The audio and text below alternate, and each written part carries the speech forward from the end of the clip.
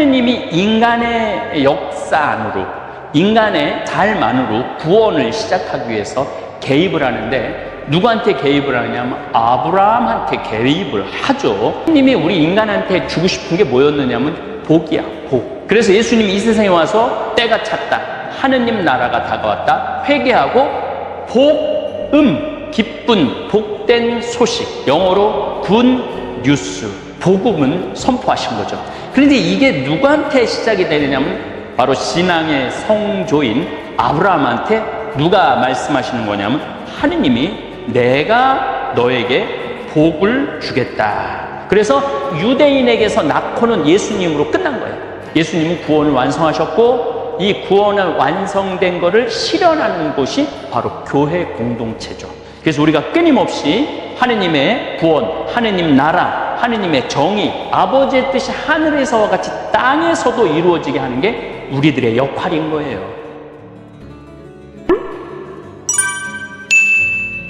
우리는 지금 하느님이 이 우주를 창조하신 것서부터 공부를 했어요. 오스트랄로피테쿠스부터 이 인간 세상이 왔다고 하면은 이 우주 역사에 우리 인간이라는 존재가 출현한 시기를 시간으로 따진다면 0.0000006초밖에 안 돼요.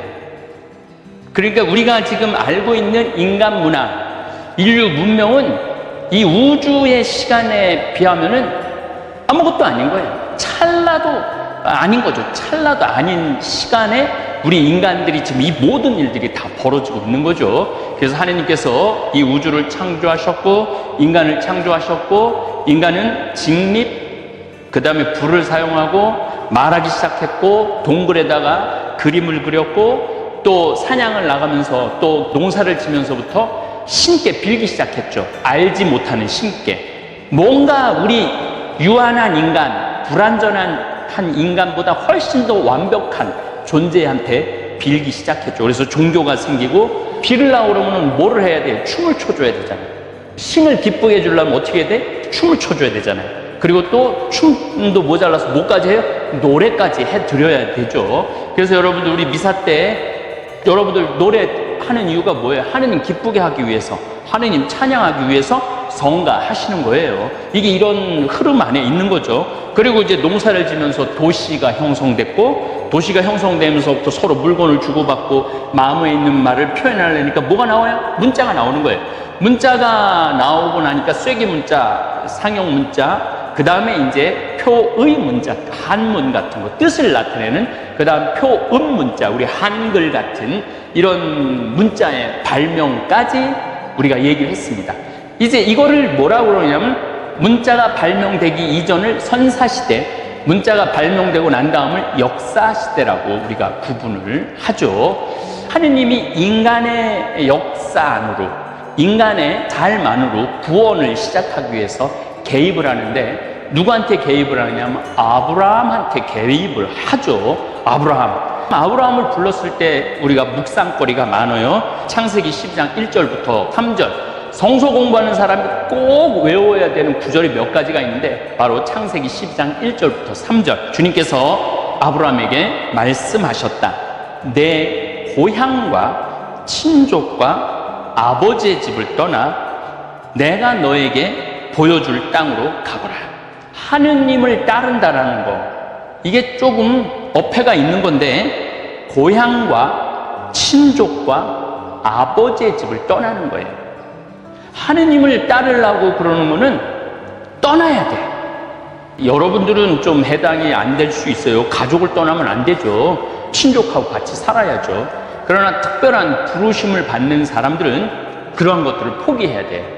그래서 우리 신부들도 부모님, 형제들 떠나서 7년 동안 신학교 생활하고, 그리고 지금은 뭐 혼자 결혼 생활하지 않고 혼자 하느님 나라를 위해서 살죠. 나는 너를 큰 민족이 되게 하고, 여기 아주 중요한 내용이 나옵니다. 민족이 되게 한다는 거 중요해요. 이 청동기 시대 아브라함은, 이때는 이게 민족이 아니고 한 부족을 일구는 일들이 굉장히 중요합니다. 이 부족이 살아가는, 생존해 나가는 게 가장 중요한 일이에요. 너에게 복을 내릴 거다. 여기에는 무슨 신앙적이고 철학적인 내용이 하나도 없어요. 복 내린다는 거, 복. 너의 이름을 떨치게 하겠다. 이름. 그리하여 너는 복이 될 것이다. 그러니까 하느님이 우리 인간한테 주고 싶은 게 뭐였느냐면 복이야, 복. 그래서 예수님이 이 세상에 와서 뭐라 그래요? 때가 찼다. 하느님 나라가 다가왔다. 회개하고 복음. 기쁜, 복된 소식. 영어로 굿 뉴스. 기쁜 소식. 복음, 복음은 선포하신 거죠. 그런데 이게 누구한테 시작이 되느냐면 바로 신앙의 성조인 아브라함한테 누가 말씀하시는 거냐면 하느님이 내가 너에게 복을 주겠다. 세상의 모든 종족들이 자 여기서 이게 이스라엘이 선민 사상을 갖고 있다고 그러는데 성서 안에는 그런 게 없어요. 성서는 모든 종족들이 복을 받게 될 것이다. 이런 말씀을 합니다.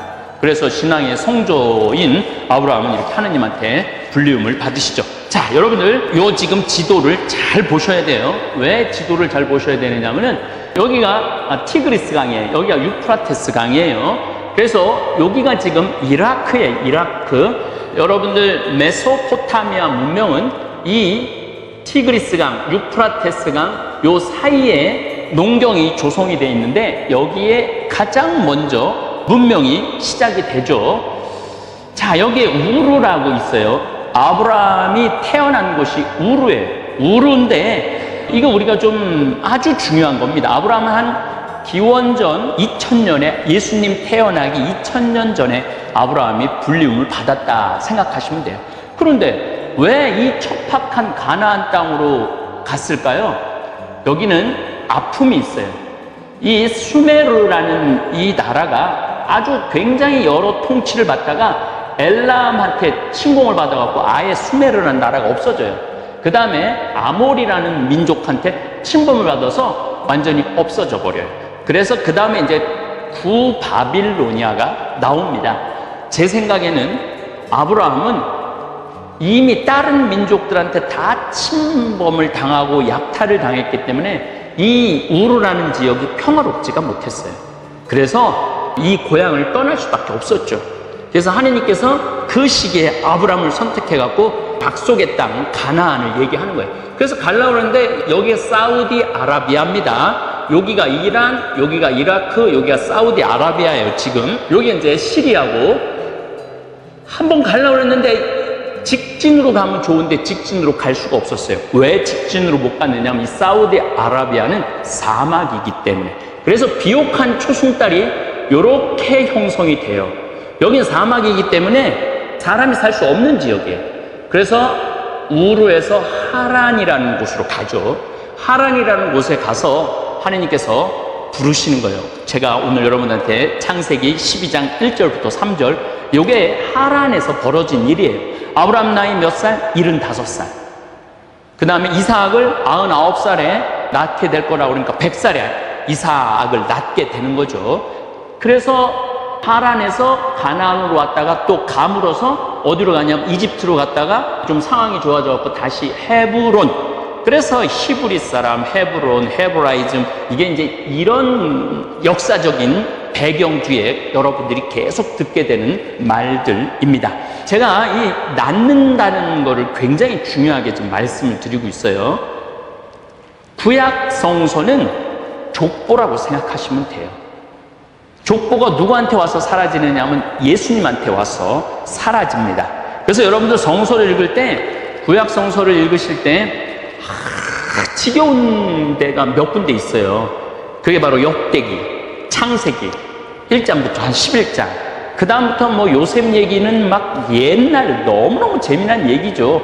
이삭, 야곱 뭐 결혼한 것도 너무 재미난 얘기고 모세도 상당히 재미난 아주 흥미로운데 성서 중간중간에 딱딱 걸리는 게 있어요.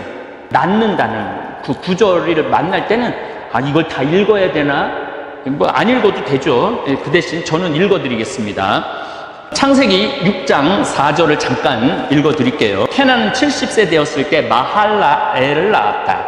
마할라엘을 낳은 다음 케나는 840년을 살면서 아들, 딸들을 낳았다. 케나는 모두 910년을 살고 죽었다. 마할랄엘은 65세 되었을 때 에렛을 낳았다. 에렛을 낳은 다음 마할랄엘은 830년을 살면서 아들, 딸들을 낳았다. 마할랄엘은 모두 895년을 살고 죽었다. 에렛은 162세 되었을 때 에녹을 낳았다. 에녹을 낳은 다음 엘렛은 800년을 살면서 아들, 딸들을 낳았다. 에렛은 모두 962년을 살고 죽었다. 에녹은 65세 되었을 때 부투셀라를 낳았다. 부투셀라를 낳은 다음 에녹은 300년을 하느님과 함께 살아가면서 아들, 딸들을 낳았다. 에녹은 모두 365년을 살았다. 에녹은 하느님과 함께 살다가 사라졌다. 하느님께서 그를 데려가신 것이다. 부투셀라는 187세 되었을 때 라멕을 낳았다. 라멕을 낳은 다음 무투셀라는 782년을 살면서 아들, 딸들을 낳았다.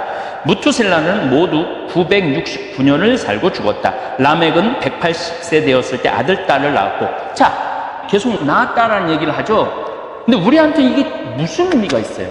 그런데 유다인한테는 이 낳는 게 굉장히 중요합니다. 우리 씨족이, 우리 부족이 한 번도 끊이지 않고 그 명맥을 유지해 나가는 거, 이게 중요했던 거예요. 그리고 하나님은 그 약속을 지키시는 거예요. 내가 너에게 밤하늘에 셀 수 없는 그런 많은 수의 민족을 가꾸어 주겠다. 이게 최고의 하나님과의, 아브라함과의 약속이에요. 그리고 거기다가 내가 민족을 많게 할 뿐만 아니라 거기다 복까지 주겠다고 말씀을 하십니다. 주님께서 아브라함에게 말씀하셨다. 내 고향과 친족과 아버지의 집을 떠나 내가 너에게 보여줄 땅으로 가거라. 이 얘기 무슨 얘기냐면 이제 온전히 누구만 의지하고 살으라는 얘기냐면 하느님만 의지하고 살으라는 거예요. 친족과 아버지의 집을 떠나갖고 아무도 없는 곳으로 가는데 거기에서 믿을 사람은, 믿을 분은 누구밖에 없느냐? 하느님밖에 없다는 거예요.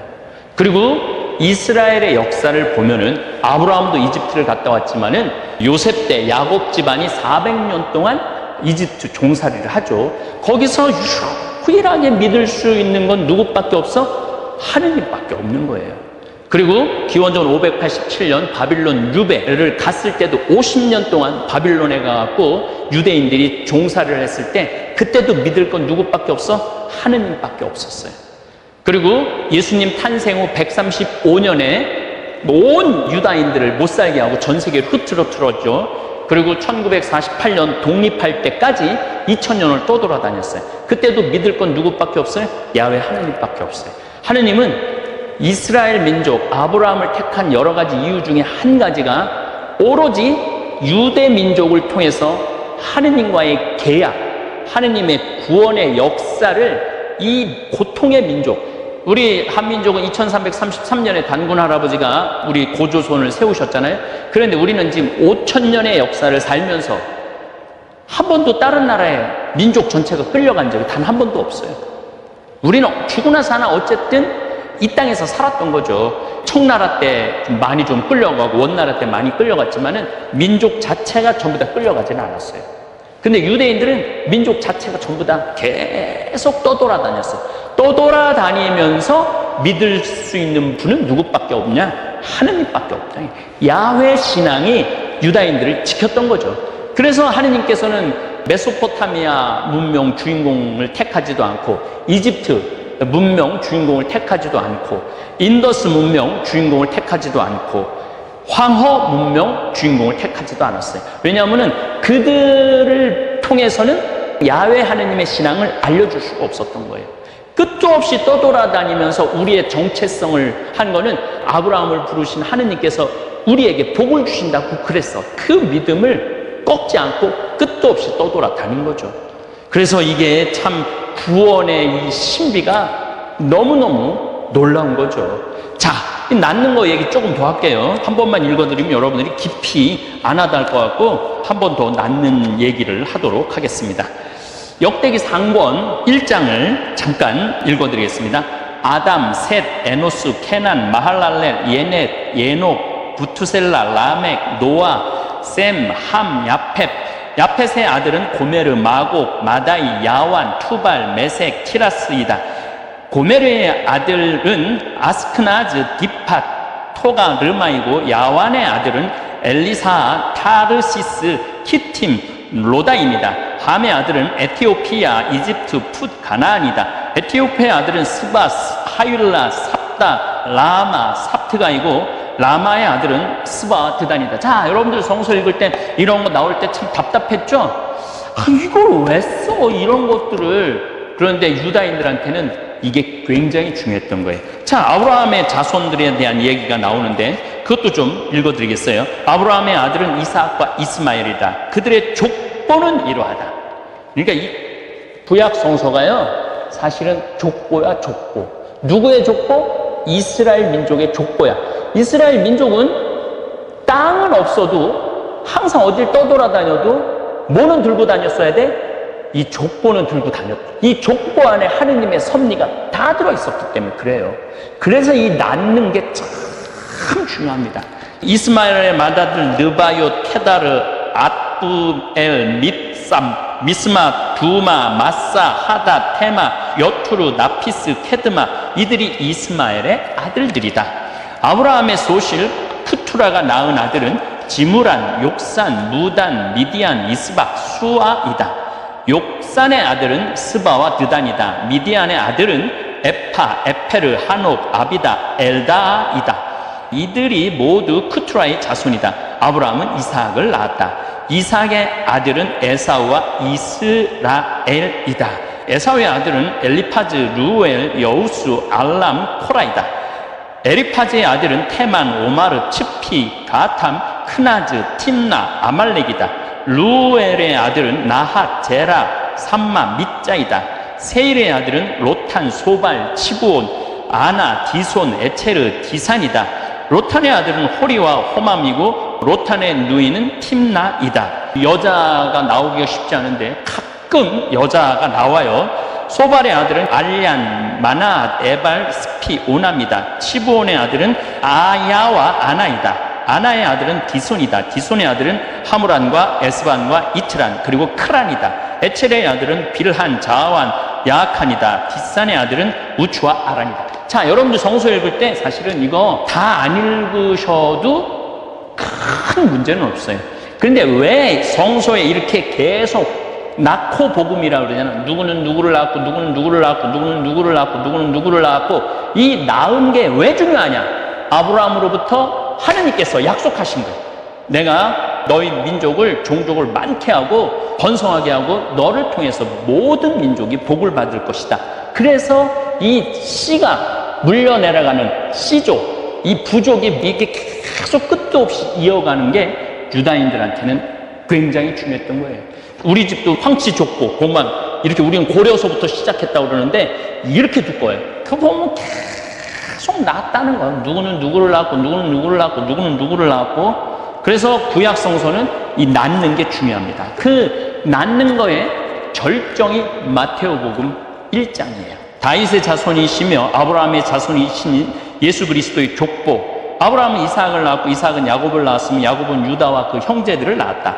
유다는 타마르에게서 페레츠와 제라를 낳았고 페레츠는 헤츠론을 낳았으며 헤츠론은 람을 낳았다. 람은 아미나답을 낳았고 아미나답은 나우손을 낳았으며 나우손은 살몬을 낳았다.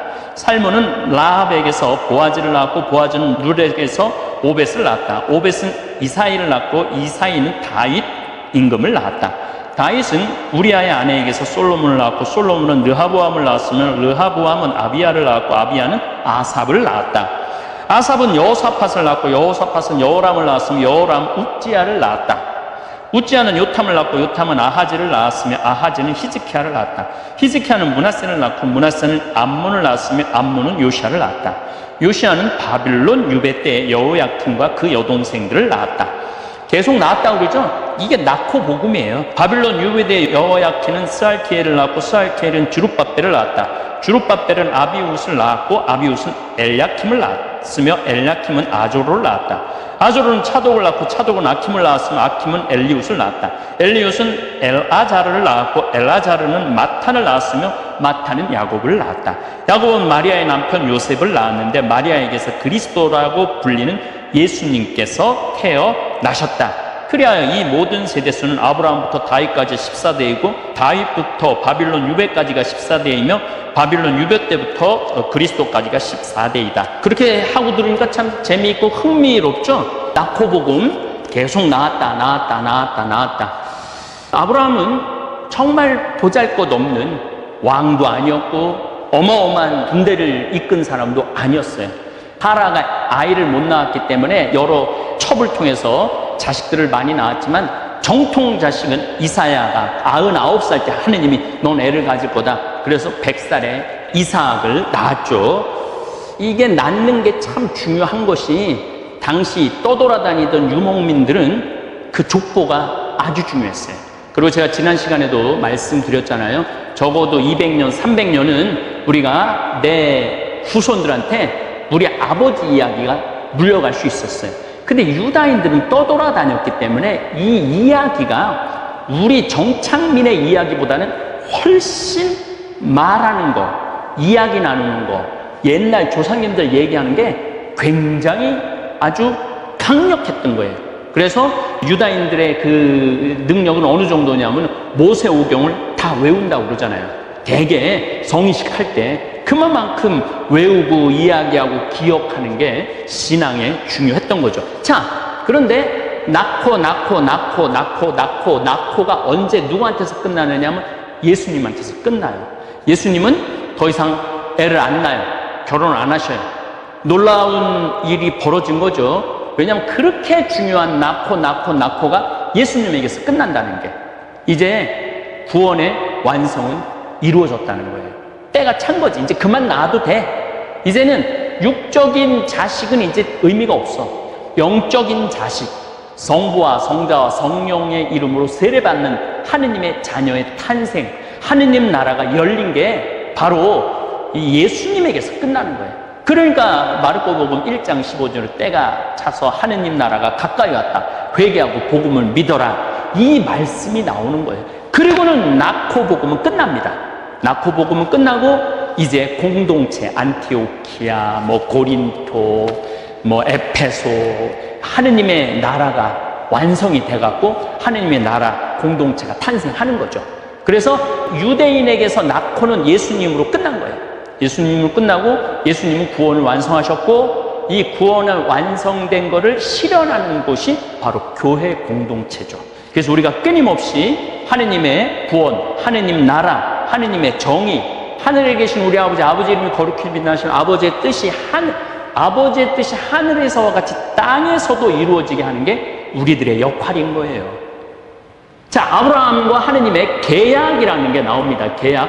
하늘을 쳐다보아라. 내가 셀 수 있거든. 저 별들을 세어보아라.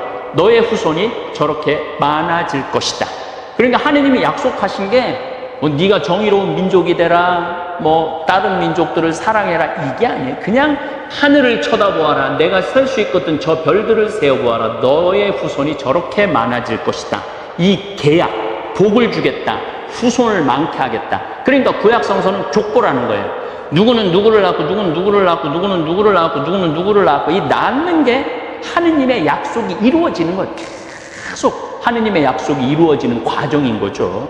그래서 하느님께서 역사 안으로 개입을 하십니다. 천사시대, 그러니까 기원전 한 2000년 아브라함이 불리움을 받았다고 거기 연도수는 아주 중요한 건 아니에요. 대개 기원전 2000년, 우리 단군 할아버지는 기원전 2333년 하늘로부터 내려오셔갖고 고조선을 세우셨죠. 그러니까 전 세계가 거의 2000년에서 2500년 이전에 거의 하나의 민족이 탄생을 하는 거죠. 각 족들이 탄생을 하는 거죠. 그 많이 탄생된 족 중에 하느님께서는 유대족이죠. 유다인들을 하느님께서는 선택을 하신 거죠. 그래서 유다인 아브라함을 통해서 모든 민족이 복을 받는다라는 그 약속은 누구한테서 와서 완성되느냐? 예수님한테 와서 완성된다는 이야기입니다. 오늘 아브라함 이야기, 아브라함 얘기하자면 끝도 없죠. 여기서부터 굉장히 재밌어지고 성서가 흥미로워지죠. 그래서 여러분들 강의 들으시면서 한번 아브라함 이야기 창세기 12장부터 나오니까 한번 쭉 읽어보시면은 이삭, 야곱, 그 다음에 꿈쟁이 요셉까지 읽으면은 훨씬 모세 얘기가 재밌고 이해하기 쉬우실 겁니다. 감사합니다. 오늘도 황창현 신부님의 강연에 함께해 주셔서 감사합니다. 믿음의 조상 아브라함. 그는 하느님의 부르심에 순종하며 모든 걸 내려놓고 말 그대로 하느님 한 분만을 믿고 길을 떠난 사람이었습니다. 하느님께서는 그런 아브라함에게 약속하십니다. 나는 너를 큰 민족이 되게 하겠다. 너는 복이 될 것이다. 그 믿음 하나로 시작된 여정은 단순한 한 사람의 인생을 넘어 인류 구원의 역사로 이어졌습니다. 우리가 성경을 펼치면 처음엔 낯선 이름들이 줄지어 등장합니다. 누가 누구를 낳고 또 누구를 낳고, 이 족보들은 단순한 혈연 기록이 아닙니다. 유목민으로 살던 이들에게 낳는 것은 곧 생존이자 축복이었기 때문입니다. 그래서 구약 성경은 하나의 긴 족보와도 같습니다. 그 긴 역사 속에 하느님과 인간 사이의 신뢰와 배신, 다시 회복되는 믿음의 여정이 반복됩니다. 그러나 그 족보는 어느 순간 멈춥니다. 바로 예수님에 이르러서입니다. 더 이상 누가 누구를 낳고라는 말은 등장하지 않습니다. 그것은 구원의 역사가 드디어 완성되었음을 의미합니다. 혈통의 시대는 끝났고 이제는 영적인 자식, 믿음으로 태어난 새로운 공동체, 곧 하느님 나라의 백성, 교회가 시작된 것입니다.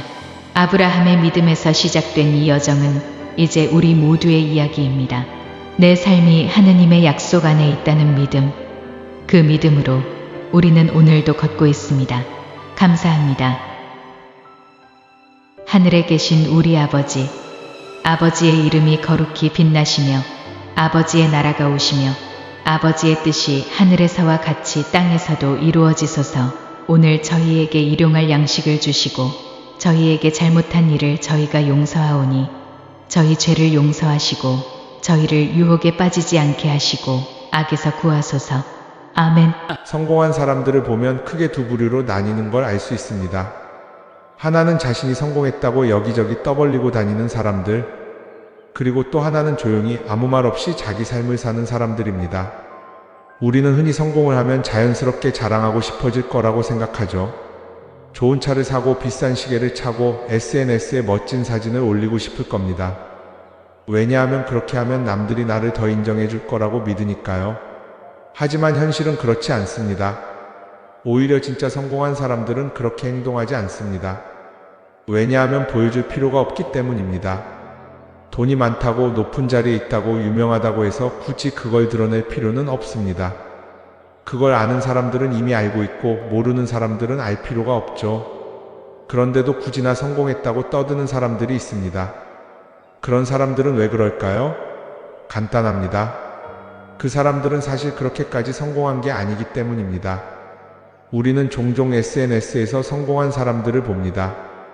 해외여행을 가고 고급 레스토랑에서 밥을 먹고 멋진 차를 타고 다니는 모습?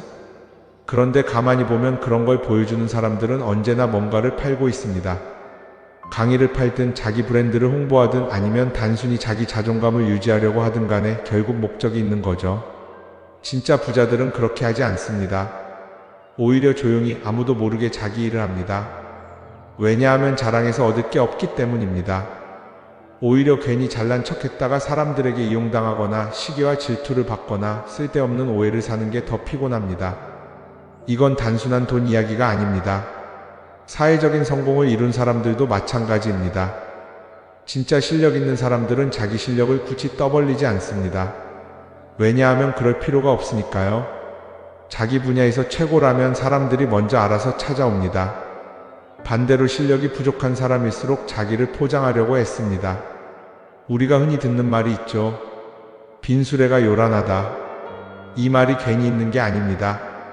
정말 내실이 있는 사람들은 굳이 시끄럽게 굴지 않습니다. 반대로 겉만 번지르르한 사람들은 자기가 얼마나 대단한지 떠들고 다닙니다. 이걸 좀 더 현실적인 예로 들어볼까요? 동창회에 나가면 꼭 이런 사람이 있습니다. 옛날에는 별거 아니었는데 갑자기 잘 됐다고 나타나서 자기가 얼마나 성공했는지 자랑하는 사람. 처음에는 다들 와 대단하다 하고 들어주지만 시간이 지나면 어떨까요? 대부분 속으로 이렇게 생각할 겁니다. 저 사람 뭐 저렇게까지 티를 내? 결국 그런 사람은 점점 멀어지게 됩니다. 반면에 정말 성공한 사람들은 조용합니다. 굳이 자기가 어떻게 살고 있는지 설명하지 않죠. 그런 사람들은 오히려 주변에서 먼저 알아보고 자연스럽게 존경을 받습니다. 그게 진짜 성공입니다. 그럼 우리는 어떻게 해야 할까요? 내가 뭔가를 이루었을 때 굳이 남들에게 알릴 필요가 있을까요? 물론 가까운 사람들에게 좋은 소식을 전하는 건 좋습니다. 하지만 굳이 모든 사람들에게 나 이렇게 잘 살고 있어요 하고 알릴 필요는 없습니다. 그런 행동은 결국 나에게 득이 되지 않습니다. 성공이라는 건 원래 조용한 겁니다. 내가 잘 되고 있으면 주변 사람들이 자연스럽게 알게 됩니다. 굳이 내가 말하지 않아도 내 행동과 태도에서 묻어나오게 되어 있습니다. 그러니 굳이 보여주려고 애쓰지 마세요. 오히려 그게 더 진짜 성공한 사람의 태도입니다. 사람은 사회적 동물이라고 하잖아요. 혼자 살아갈 수 없고 결국 사람과의 관계 속에서 기쁨도 얻고 때로는 상처도 받습니다. 그런데 한 가지 생각해 볼 게 있어요. 우리가 정말 인간관계가 필요해서 맺고 있는 걸까요? 아니면 그냥 그래야 한다고 배워서 어쩔 수 없이 유지하고 있는 걸까요? 어릴 땐 친구 많으면 좋다고 하죠. 사회생활에서도 인맥이 중요하다는 말을 많이 합니다. 그런데 정작 주변을 보면요, 인간관계가 넓은 사람일수록 스트레스를 더 많이 받아요. 전화벨이 울릴 때마다 이번엔 또 무슨 부탁일까 싶고, 단체 채팅방에서 메시지가 올 때마다 이걸 또 어떻게 대답해야 하나 고민하죠. 관계가 많아질수록 책임과 피로도 함께 늘어나는 겁니다.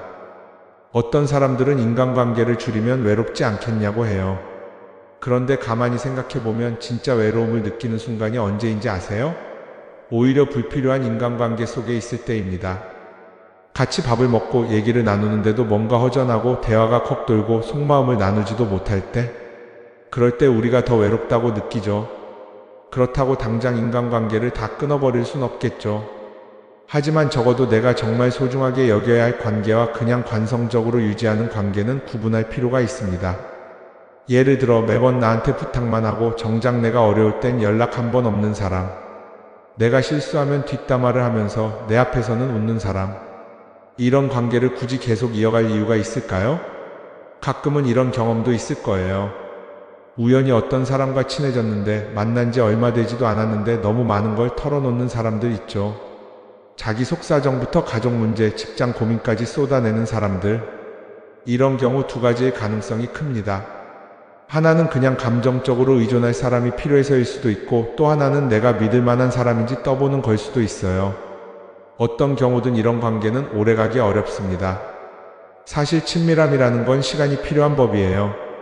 적당한 거리를 두고 천천히 서로를 알아가야 하는데, 초반부터 급격하게 가까워진 관계는 쉽게 무너지는 경우가 많습니다. 처음엔 친하다고 생각했는데 어느 순간 사소한 일로 틀어지고 결국 남보다 못한 사이가 되는 거죠. 그러면 인간관계를 어떻게 해야 할까요? 답은 간단합니다. 억지로 맺지 말고 굳이 유지하려고도 하지 않는 거예요. 내가 편한 관계라면 자연스럽게 이어질 것이고, 그렇지 않다면 서서히 멀어질 겁니다. 그리고 그걸 억지로 붙잡지 않아도 괜찮습니다. 관계를 유지하는데 에너지를 쓰기보다는 정말 소중한 관계에 집중하는 게 더 낫지 않을까요? 어떤 사람은 내가 인간관계를 줄이면 나중에 나 혼자 남는 거 아니냐 걱정하기도 해요. 그런데 생각해보면요, 진짜 나를 위하는 사람은 많지 않아요. 인간관계를 줄인다고 해서 완전히 혼자가 되는 게 아닙니다. 오히려 불필요한 관계를 정리하고 나면 남아있는 관계들이 더 단단해지고 가치 있게 느껴질 겁니다. 예전엔 인맥이 자산이라는 말을 많이 했어요. 그런데 요즘은 꼭 그렇지도 않죠. 오히려 불필요한 인간관계가 많으면 그게 짐이 될 수도 있어요. 적당한 거리, 적당한 선. 이걸 잘 지키는 게 결국엔 가장 편한 인간관계를 유지하는 방법 아닐까요? 한번 곰곰이 생각해 보세요. 지금 내 주변에 있는 사람들 중에서 내가 정말 편하게 만날 수 있는 사람이 몇 명이나 되는지, 내가 억지로 맞춰주고 있는 관계는 없는지. 관계를 줄이면요, 외로워지는 게 아니라 오히려 더 자유로워집니다. 그리고 자유로워진 만큼 내 인생에서 정말 중요한 것에 집중할 수 있게 됩니다. 인간관계 너무 많은 걸 신경 쓰다 보면 정작 중요한 걸 놓칠 수 있어요. 그러니까 이제는 한 번쯤 정리해보는 것도 나쁘지 않을 겁니다. 사람들이 돈을 많이 벌고 싶어 하는 이유가 뭘까요? 단순히 돈이 많으면 좋으니까? 물론 그것도 있겠지만 사실 돈을 원하는 진짜 이유는 더 나은 삶을 살기 위해서겠죠. 그런데 문제는 돈을 많이 번다고 해서 반드시 삶이 나아지는 건 아니라는 겁니다. 오히려 더 많이 벌수록 더 많이 쓰게 되는 경우가 많아요. 가끔 이런 생각해 본 적 없으세요? 예전에는 돈이 지금보다 훨씬 적었는데 이상하게 그때가 더 여유로웠던 것 같다. 왜 그럴까요? 사실 우리가 원하는 건 돈 그 자체가 아니라 돈을 통해 얻을 수 있는 자유인데 돈을 벌면 벌수록 그 자유를 잃어버리는 경우가 많아요. 더 좋은 차, 더 좋은 집, 더 좋은 옷을 사면서 점점 더 많은 돈이 필요해지고 결국엔 돈을 벌기 위해 또다시 일해야 하는 악순환에 빠지게 되는 거죠. 한번 생각해 봅시다. 우리가 정말 필요해서 뭔가를 사는 경우가 얼마나 될까요? 필요해서라기보다는 남들이 가지고 있으니까, 없어 보이기 싫으니까, 혹은 그냥 기분 전환을 위해서 소비하는 경우가 훨씬 많아요. 그리고 그런 소비를 할 때마다 스스로 이렇게 합리화를 하죠. 이 정도는 나를 위한 투자야. 그런데 가만히 보면 그 소비가 진짜 나를 위한 소비인지 아니면 그냥 사회가 만든 기준에 끌려가고 있는 건지 헷갈릴 때가 많습니다.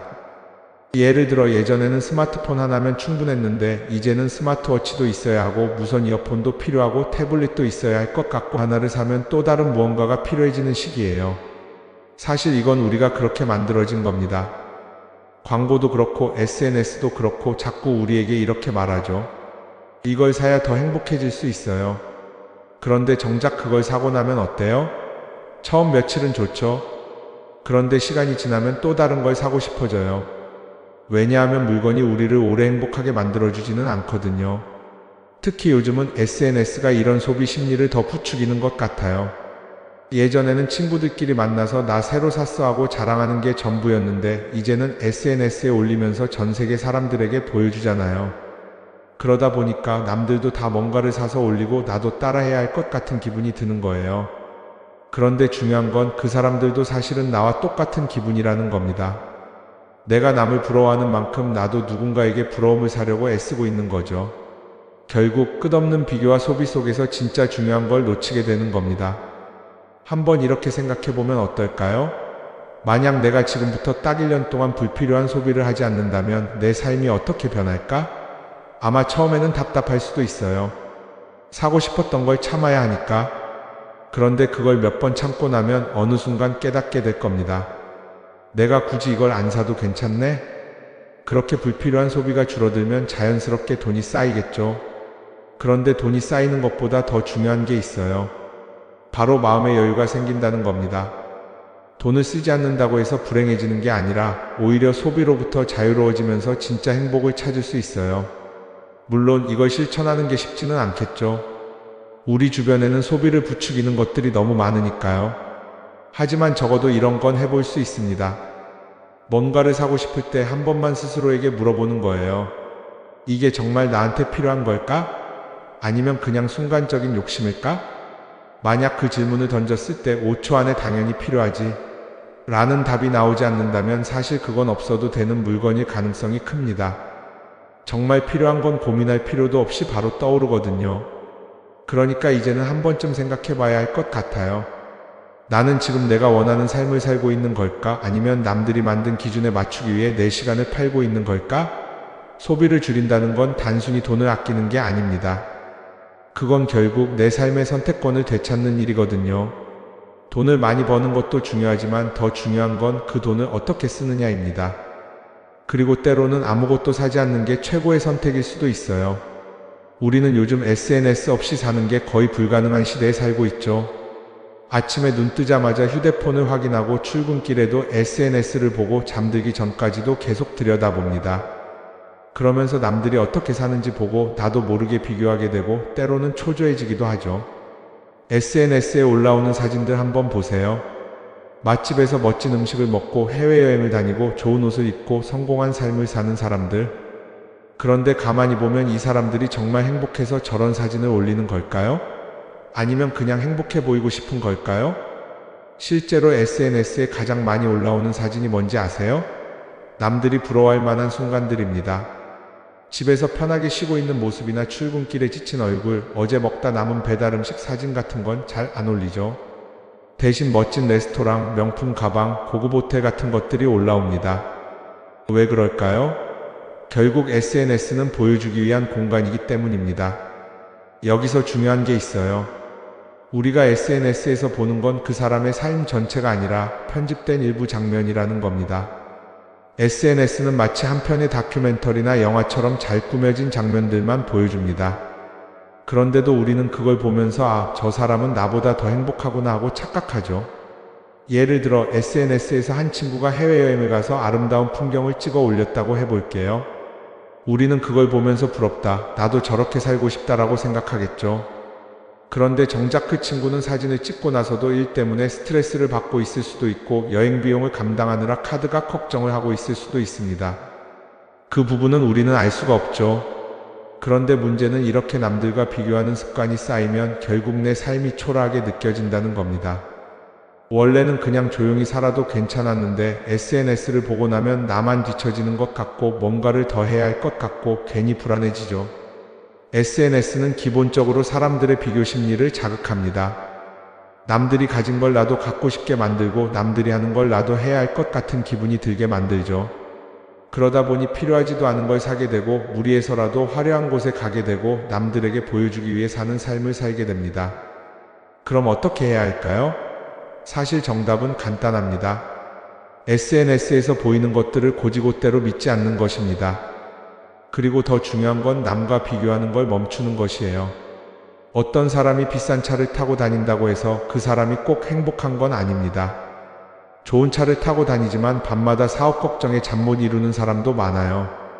반대로 대중교통을 이용하지만 마음 편하게 사는 사람도 있죠. 결국 행복은 보이는 것이 아니라 느끼는 것입니다. SNS를 덜 보면 덜 불행해진다는 연구 결과도 있어요. 하루 종일 남의 삶을 보면서 비교하는 시간을 줄이면 내 삶에 집중할 수 있는 시간이 많아지는 겁니다. SNS를 완전히 끊을 필요는 없지만 최소한 그 안에 있는 것들이 전부 진짜라고 생각하지 않는 태도는 필요합니다. 우리는 누구나 자신만의 속도로 살아가고 있어요. 남들은 남들대로 사는 거고 나는 나대로 살면 됩니다. SNS에서 남들의 화려한 모습을 볼 때마다 한 번쯤 이렇게 생각해 보세요. 이건 그 사람이 보여주고 싶은 삶일 뿐이다. 그러면 조금은 편해질 겁니다. 사람들은 다들 자기 인생을 살아간다고 생각하죠. 그런데 가만 보면 정말 자기 인생을 사는 사람이 얼마나 될까요? 많은 사람들이 사실은 남이 만들어 놓은 기준에 맞춰서 살고 있어요. 좋은 대학, 좋은 직장, 좋은 차, 좋은 집. 다들 이런 걸 목표로 삼지만 정작 내가 원하는 삶이 뭔지 깊이 생각해 본 적이 없는 경우가 많아요. 이건 어릴 때부터 교육받아온 방식과도 관련이 있어요. 우리는 어릴 때부터 이렇게 살아야 한다는 틀 안에서 자라죠. 공부 열심히 해서 좋은 성적을 받아야 하고 좋은 직장을 가져야 하고 결혼도 적당한 때에 해야 하고 마치 인생이 정해진 수순이라도 있는 것처럼요. 그러다 보니 나 스스로 정말 원하는 걸 고민하기보다는 그냥 남들이 정해놓은 목표를 따라가게 돼요. 그런데 이렇게 남의 기준에 맞춰서 살다 보면 어느 순간 공허함을 느끼게 됩니다. 이게 정말 내가 원했던 삶인가? 하는 의문이 들 때가 오죠. 어릴 땐 성적이 목표였고 사회에 나와서는 연봉이 목표였고 결혼하고 나서는 아이 교육이 목표였는데 그 목표를 이루고 나면 허무한 거예요. 계속 뭔가를 이루긴 했는데 정작 나는 어디에 있는지 모르겠는 거죠. 진짜 중요한 건 내가 원하는 게 뭔지를 아는 것이에요. 그런데 이게 쉽지 않죠. 오랫동안 남의 기준대로 살아왔기 때문에 막상 내가 정말 원하는 게 뭐지? 하고 물어보면 선뜻 대답하기 어려운 경우가 많아요. 하지만 이 질문을 하지 않으면 우리는 평생 남이 정한 기준 속에서 살게 됩니다. 그럼 어떻게 해야 할까요? 첫 번째로 필요한 건 내가 왜 이런 생각을 하게 됐는지 스스로 점검하는 거예요. 예를 들어 내가 비싼 차를 사고 싶다고 생각한다면 그게 정말 내 필요 때문인지 아니면 남들에게 잘 보이기 위해서인지 한번 따져봐야 해요. 만약 남들이 나를 어떻게 볼까 하는 게 더 중요하다면 그건 내 기준이 아니라 사회가 만들어 놓은 기준일 가능성이 큽니다. 두 번째,